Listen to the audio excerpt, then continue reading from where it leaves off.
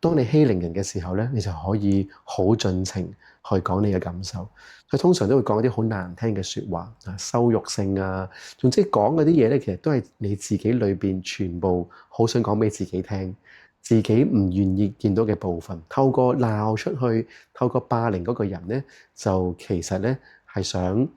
讓自己睇到。咁當然有呢個覺知嘅話，你就唔會成為一個霸凌者啦。正正因為冇呢個部分，所以將裏邊嘅傷痛咧就往外投射。所以唔同嘅部分嘅情緒課題，或者我哋將佢綜合